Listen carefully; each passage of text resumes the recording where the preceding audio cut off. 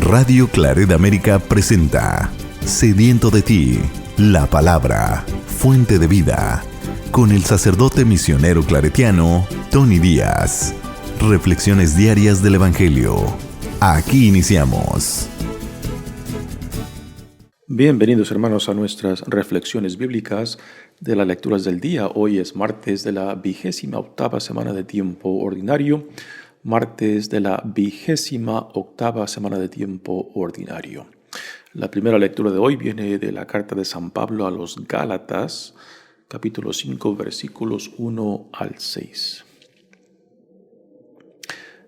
Hermanos, Cristo nos ha liberado para que seamos libres. Conserven pues la libertad y no se sometan de nuevo al yugo de la esclavitud. Yo mismo, Pablo, les aseguro que si se dejan circuncidar, Cristo no les servirá de nada. Y vuelvo a declarar que todo el que se deja circuncidar queda obligado a cumplir toda la ley. Ustedes, los que pretenden alcanzar la justificación por medio de la ley, han perdido a Cristo, han rechazado la gracia. Nosotros, en cambio, movidos por el Espíritu Santo, esperamos ansiosamente la justificación por medio de la fe. Porque para los cristianos no vale nada estar o no estar circuncidado. Lo único que vale es la fe, que actúa a través de la caridad. Palabra de Dios. El salmo responsorial es el Salmo 118 y el responsorio es: Señor, ten misericordia de mí. Señor, ten misericordia de mí. Señor, ten misericordia de mí y sálvame según tu promesa. No quites de mi boca las palabras sinceras, porque yo espero en tus mandamientos. Cumpliré tu voluntad, sin cesar y para siempre. Caminaré por un camino ancho, pues he seguido tus preceptos. Serán mi delicia tus mandatos, que tanto amo. Levantaré mis manos hacia ti, mientras recito tus mandamientos. Señor, ten misericordia de mí.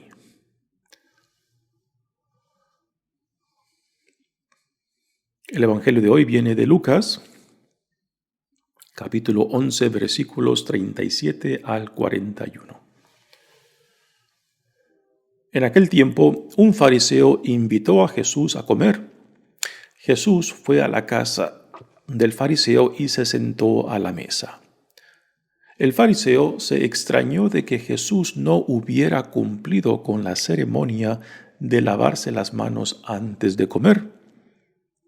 Pero el Señor le dijo: Ustedes, los fariseos, limpian el exterior del vaso y del plato. En cambio, el interior de ustedes está lleno de robos y maldad. Insensatos. ¿Acaso el que hizo lo exterior no hizo también lo interior? Den más bien limosna de lo que tienen, y todo lo de ustedes quedará limpio. Palabra del Señor. Muy bien, demos comienzo a nuestra reflexión de las lecturas de hoy. Pablo continúa construyendo este argumento en contra de los judaizantes que han engañado a los hermanos de la comunidad de Galacia y les han comunicado un mensaje cristiano que contradice lo que Pablo les ha enseñado. Y lo que los judaizantes les han promovido es de que los hombres, particularmente los paganos, los gentiles, los no judíos que se convierten al cristianismo, pues de que tienen que circuncidarse como los judíos y después aceptar la ley mosaica como parte de su salvación. Y Pablo pues rechaza esto porque el aceptar la circuncisión y someterse a la ley mosaica, pues prácticamente significa el rechazo de la victoria que Dios ha ganado para nosotros en Jesucristo y de la gracia que recibimos. Y fundamentalmente de que somos salvados, de que somos redimidos por la pura gracia de Dios y no por nuestras obras, no por nuestras acciones. Y este es el punto central de esta carta de San Pablo a los Gálatas. Y aquí llega a su punto central, ¿no? Dice San Pablo: hermanos, Cristo nos ha liberado para que seamos libres. Conserven pues la libertad y no se sometan de nuevo al yugo de la esclavitud, ¿no? ¿A qué esclavitud se refiere? A la esclavitud de la ley mosaica. La ley tiene su porqué, tiene su sentido y tiene su fin. Pero la ley mosaica no es el instrumento de salvación, es un instrumento de guía, es un instrumento que nos orienta hacia el Padre, pero es la gracia de Dios, y esto lo tenemos aún en el Antiguo Testamento. Por eso San Pablo utiliza el ejemplo de Abraham, que es justificado por su fe en la promesa que Dios le hace, y Abraham pues es justificado por su fe en la promesa, aun cuando aún no existía la circuncisión y aun cuando no existía la ley mosaica. Así que para Pablo está claro que es la iniciativa de Dios, es el amor de Dios, es la gracia de Dios lo que a última nos salva y no nuestras obras, no nuestras acciones. Ahora, no podemos decir que la ley simplemente fue un castigo, simplemente fue una imposición de Dios. No, la ley tiene su sentido de ser y es simplemente para guiar. Cuando uno se encuentra pues redimido, cuando uno se encuentra salvado, cuando uno se encuentra de que Dios lo ha rescatado, pues entonces la ley de Dios orienta la nueva forma de vivir según el nuevo estado, la nueva dignidad que Dios nos ha dado en su salvación para nosotros. Pero la ley mosaica, la práctica de la ley no es la fuente de la salvación, no es la fuente de la redención. La ley viene después del hecho de que Dios, por su pura iniciativa, por su pura gracia, es quien salva, ¿no? Y esto es el argumento central de Pablo. Así que para Pablo someterse nuevamente a la ley mosaica es esclavizarse, porque la ley a últimas nos acusa, a últimas nos deja en claro, deja a la luz no solamente nuestras iniquidades, nuestros pecados, nuestras fallas, ¿no? Y a última pues nos acusa de que estamos necesitados de la gracia de Dios y que por más fiel, por más perfecto que yo sea en cumplir la ley, no es el cumplimiento de la ley lo que me justifica ante Dios. Porque si eso fuera, entonces yo no tuviera ninguna necesidad ni de Dios, ni de Cristo, ni del Espíritu Santo. Porque si yo, por mis propias obras, puedo alcanzar mi salvación, entonces ¿para qué necesito a Dios? Simplemente cumplo lo que Dios me exige y ahí muere, ya no necesito de Él. Y esto es la falsedad del argumento que los judaizantes pues les han comunicado a la comunidad de Galacia. Ahora, también el otro problema de esta distorsión del evangelio que estos judaizantes les han comunicado a los hermanos de Galacia es de que prácticamente reducen la religión a mis obras, a mi comportamiento y también a un sentido muy individualista, ¿no? Cuando yo estoy convencido de que mis obras, de que mis acciones a últimas me justifican ante Dios, hay este sentido de prepotencia y orgullo y sentido de superioridad que tiene la capacidad de apoderarse de nosotros cuando pongo el énfasis de mi justificación y de mi dignidad en mis obras y no en la gracia de Dios. Y este es un gran problema no solamente en el cristianismo, sino en la mayoría de las religiones, cuando pensamos de que sí, Dios existe y para alcanzar el amor de Dios, para alcanzar la aceptación de Dios y el perdón de Dios, pues simplemente tengo que hacer estas cosas exteriores, ¿no?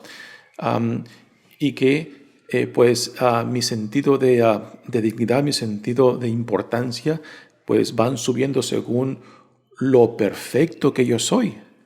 Así que esto pone el énfasis en mis acciones, en mi persona, y no en la gracia de Dios, y no en el amor de Dios, y no en la iniciativa del Dios que vino a nosotros, que viene a nosotros, para salvarnos de nosotros mismos, para que al tomar nuestra humanidad, nosotros podamos alcanzar la divinidad a la cual Dios nos llama en Jesucristo.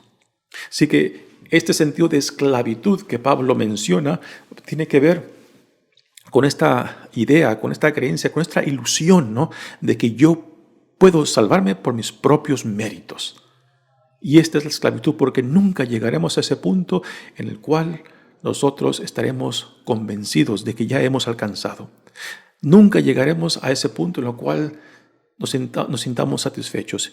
Y porque nunca llegaremos a ese punto, entonces siempre nos agobiará este sentido de culpabilidad, de que la conciencia constantemente nos estará acusando porque no soy perfecto, porque no he hecho lo que debía hacer, ¿no?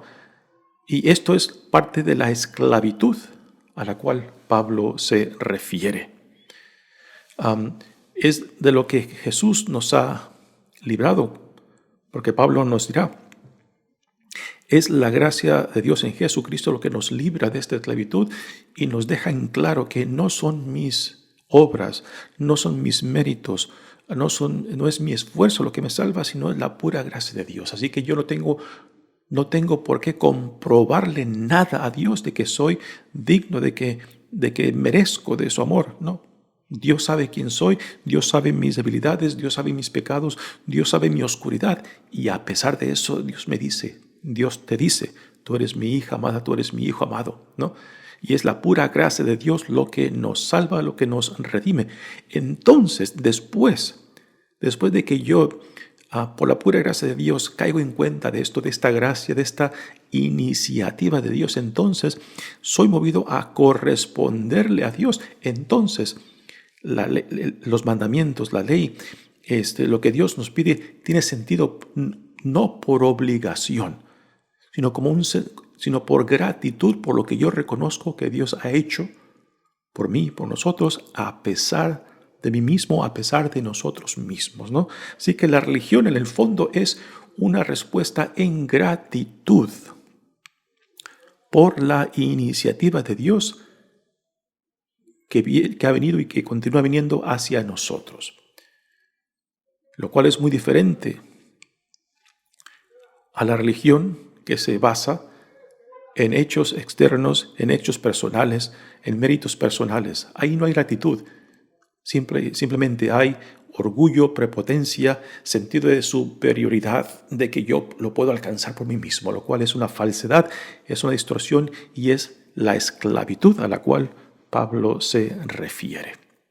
Dice Pablo, yo mismo, Pablo, les aseguro que si se dejan circuncidar, Cristo no les servirá de nada. ¿Por qué? Porque el aceptar la circuncisión, entonces también se tienen que someter a cumplir la ley mosaica, porque la circuncisión es un símbolo de la identidad del judío que se ha sometido a la ley de Dios, que se ha sometido a la alianza de Dios, ¿no? Y Pablo, siendo un buen judío, un judío que conoce profundamente no solamente las Sagradas Escrituras, sino la tradición, y completamente identificado con el Dios que llamó a Israel y que lo salvó de la esclavitud de Egipto y que lo llevó hasta la tierra prometida. Pablo conoce muy bien, está bien identificado con la alianza que Dios hizo con Israel. pero también se da cuenta de la esclavitud, de la dificultad, de la imposibilidad de poder cumplir la ley de Dios perfectamente solamente con el puro esfuerzo humano. Y Pablo, como buen judío, dice, esto es un imposible. Y esto es un yugo que no se puede llevar sin la gracia de Dios. Por eso Dios, sabiendo de que a la perfección no se puede llegar sin Él, entonces Dios, por pura iniciativa de Él, viene a socorrernos, viene a salvarnos de nuestra caída, de nuestro pecado, de nuestras flaquezas, de nuestras debilidades, de nuestra imposibilidad de salvarnos a nosotros mismos.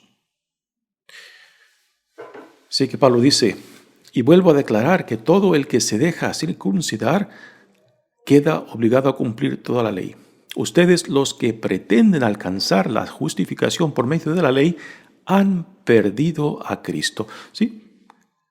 Si se someten a la circuncisión, lo que implica someterse a la ley mosaica, entonces hacen nulo la gracia que Dios nos ha dado en Jesucristo, en su vida, pasión, muerte y resurrección, de que es la iniciativa de Dios, de que es el amor de Dios, que es la misericordia de Dios lo que nos salva y no mis méritos, no mis obras. Y esto es lo que nos da la libertad de poder corresponderle a Dios en libertad y no obligación. La ley te obliga. La ley te obliga a cumplir. El amor no. El amor produce en ti el sentido de gratitud, porque a pesar de ti mismo te encuentras amado, a pesar de ti mismo te encuentras perdonado, sanado, reconciliado y reinstituido como hijo, como hija amada de Dios. Entonces aquí nace el sentido de gratitud cuando uno reconoce, wow, Señor, no lo merecía, pero me lo has dado. No lo merito, pero igualmente me lo ofreces. No me lo he ganado, pero me dices igualmente, tú eres mi hijo, tú eres mi hija amada, ven, regocíjate en quien digo yo que tú eres a mis ojos y la vida a la cual tú eres llamado, en mi Hijo Jesucristo. Y el vivir esta experiencia, que también se le llama la conversión, y es una conversión no de una vez, sino de toda la vida, en la cual vamos constantemente dejándonos atraer y penetrar en el misterio de quién es Dios y quién somos nosotros a los ojos de Dios, ¿no? Y cuando esto se ha llevado a cabo, pues produce en nosotros un sentido de querer corresponderle a Dios, repito, no por obligación, sino por gratitud. Porque no me lo he ganado, no me lo he merecido, pero igualmente se me ha dado. Y esto es la experiencia del gozo, de la alegría. Esta es la buena nueva. La nueva de Dios que ha venido y que continúa viniendo a nosotros para salvarnos aún de nosotros mismos. Y cierra Pablo esta bella lectura diciendo, nosotros, en cambio, movidos por el Espíritu Santo, esperamos ansiosamente la justificación por medio de la fe. Es la fe lo que nos justifica por medio del Espíritu Santo. Es la fe lo que nos salva. Y lo cual, esto nos implica, la ley tiende a reducir a la religión simplemente a algo personal entre yo y Dios, ¿no? Pero la experiencia de salvación por medio de Jesucristo nos llama no simplemente a una relación personal con Dios, sino también a esta relación con Dios nos tiene que llevar, nos tiene que acercar al prójimo. Y esta es la gran diferencia en que cuando uno reduce la religión a algo personal, a la experiencia de la religión como una experiencia personal y comunitaria, el cual, si la relación con Dios es real y concreta, entonces me tiene que llevar a la hermandad con el prójimo, me tiene que llevar a que mi vida esté íntimamente conectada con las vidas de otros. Y esto nos forza a la relación. En el fondo, la religión es una relación. No simplemente son actos externos, tradiciones o ritos externos que uno cumple. No, es relación de intimidad con Dios que me lleva a una relación también de hermandad con el prójimo. Y esto es fundamental para el cristianismo. Así que Pablo dice, porque para los cristianos no vale nada estar o no estar circuncidado. Lo único que vale es la fe, que actúa a través de la caridad. Muy bien, pasemos ahora al Evangelio de hoy. Aquí tenemos otro encuentro de Jesús con los fariseos. En el Evangelio de Lucas, Jesús tiene dos particularidades que son un poco diferentes en los Evangelios de Marcos, Mateo y Juan. En Lucas, Jesús lo vemos constantemente invitados a cenas y celebraciones. Y aquí en este Evangelio de hoy, pues un fariseo lo ha invitado. Lo ha invitado y con qué intenciones no sabemos, pero dentro del Evangelio, al momento que se va desempacando, vemos que hay ya cierta fricción, cierta malicia y aún podemos decir cierta hipocresía por parte del fariseo que lo invita, porque quizás no lo invita con el sentido de hospitalidad abierta con la cual se espera de que nosotros recibamos a otros. Dice, en aquel tiempo un fariseo invitó a Jesús a comer. Jesús fue a la casa del fariseo y se sentó a la mesa. El fariseo se extrañó de que Jesús no hubiera cumplido con la ceremonia de lavarse las manos antes de comer. Aquí parece que la cuestión es simplemente algo higiénico, ¿no? Una cosa muy particular que no solamente lo encontramos entre los judíos, sino también entre los musulmanes aún hoy en día, es el sentido de los ritos de purificación cuando entran a sus hogares. Tienen en la tradición de lavarse las manos y los pies como un acto de purificarse del mundo de afuera al entrar al mundo sagrado de dentro, ¿no? Y Jesús, invitado a la casa del fariseo, pues no hace esto. Ahora, originalmente, estos ritos de purificación quizás nacieron de la higiene, pero que con el tiempo les fueron dados un toque religioso para que la gente los cumpliera. Ahora, de esto tenemos mucho en todas las religiones. Por ejemplo, en nuestra celebración de la misa, cuando se llega el tiempo de preparar el altar, una de las acciones que el sacerdote hace es, ya que ha preparado la mesa, el pan y el vino, es de lavarse las manos. Esta acción ritual nació de la higiene, de la necesidad de limpiarse las manos antes de empezar el rito eucarístico, ¿no?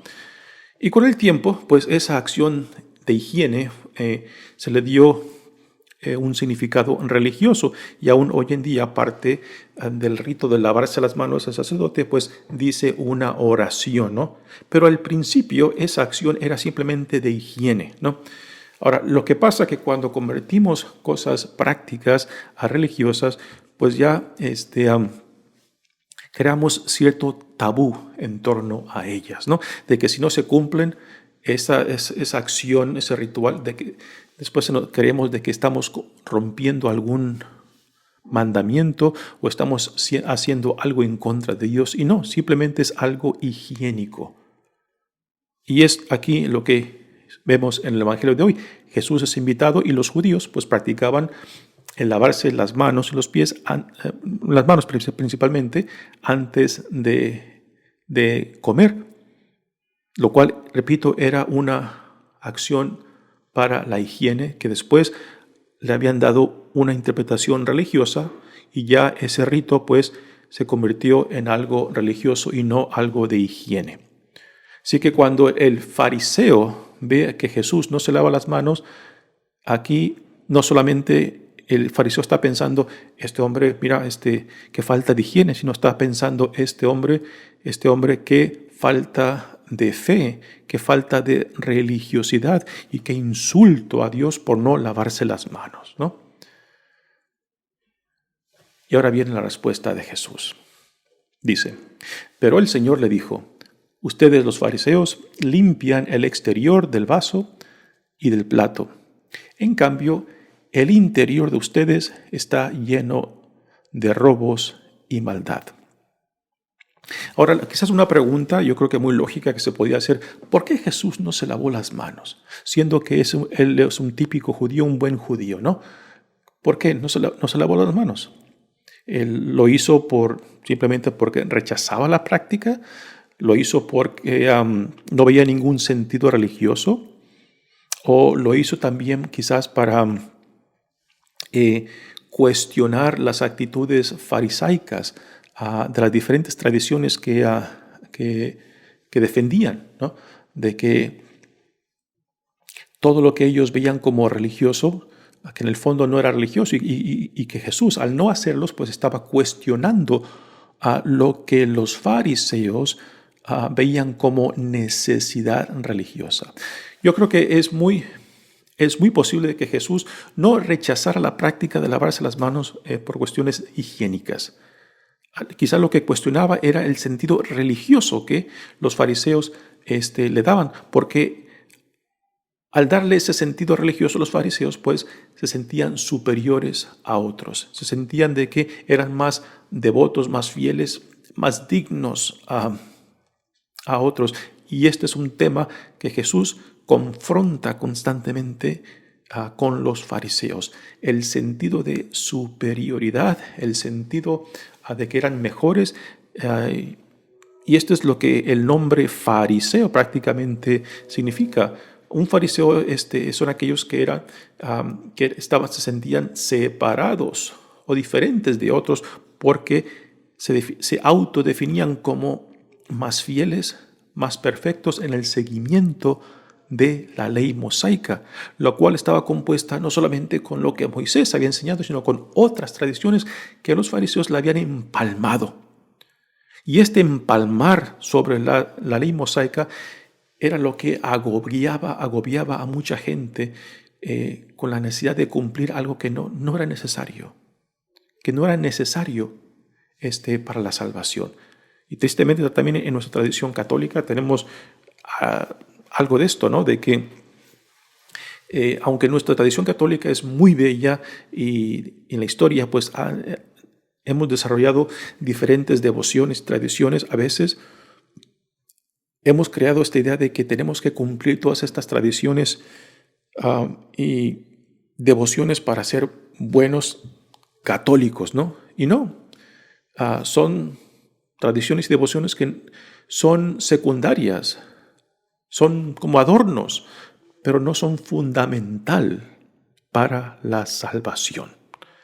Pero cuando se toman como prácticas y devociones católicas, a veces las utilizamos para acusarnos mutuamente. Por ejemplo, si yo no guardo el ayuno una hora antes de la comunión, ¿no?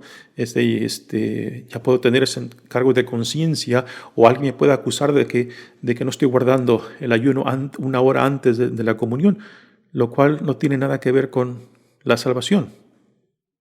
O que si no me hinco al recibir la comunión, o que si la recibo en las manos, que es más indigno, no tiene nada que ver con la salvación. Son prácticas y devociones que con la historia se han desarrollado, pero que no son fundamental para la salvación y que no me hacen ni menos ni más dignos ante Dios.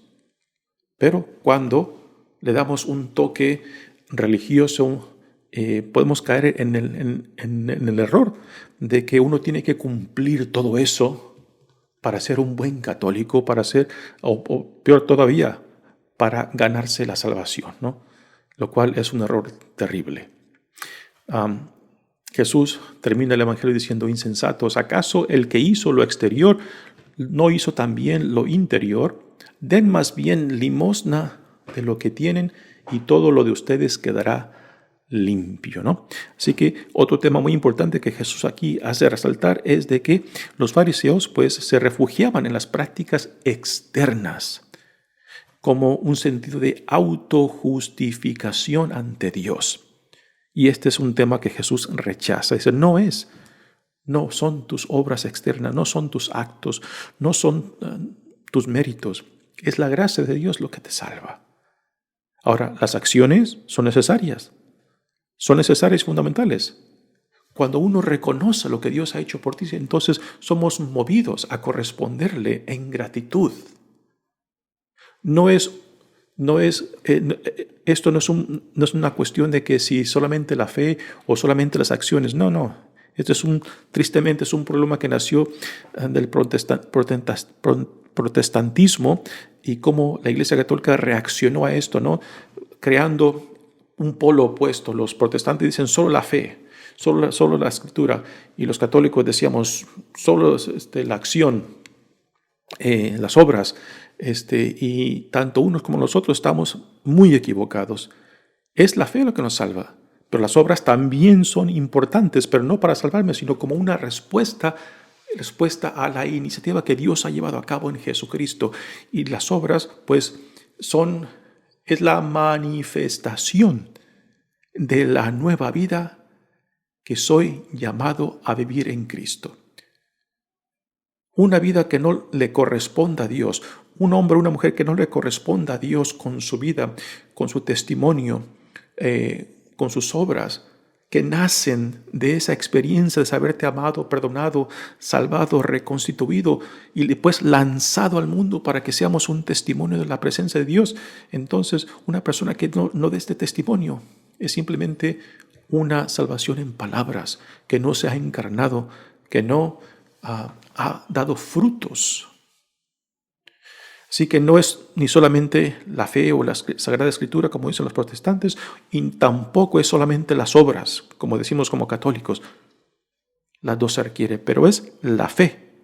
Es la fe y la gracia y el Espíritu de Dios lo que nos salva. Y entonces, después de esto, las obras son fundamental y necesarias como una manifestación de la nueva vida en Cristo.